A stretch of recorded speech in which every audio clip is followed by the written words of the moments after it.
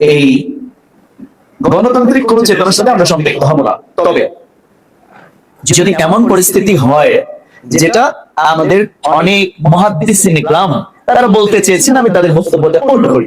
তাদের বক্তব্য সঠিক হতে পারে, ব্যক্তি হতে পারে, কারণ আল্লাহর যেটা সেটা পাই না।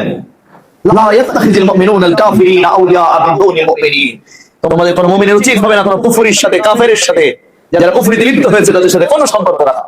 এটা আল্লাহর ডাইরেক্ট সিদ্ধান্ত। সূরা আল ইমরানের 28 নম্বর আয়াত। কারণ আপনি কোন কুফরির সাথে যারা গেছে তাদের কোনো কিছু কোনো সহযোগী আপনি হবে না।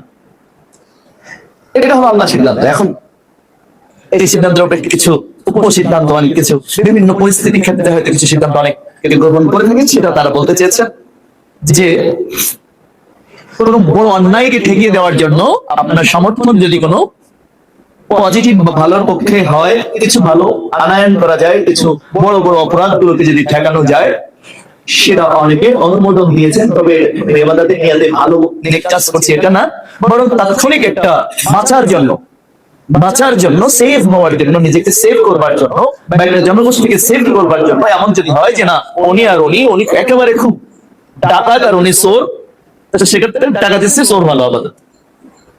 এই চেতনায় যদি যারা চোরকে নিয়ে আসে বড় বিপদ ঠেকানোর জন্য, সে নিশ্চয় মানে নিজেকে সেভ করলো, এই জন্য যদি সে তার কোনো সমর্থন দেয়, তো এতে দিতে পারে বলে অনেকেই বলতে চেয়েছেন।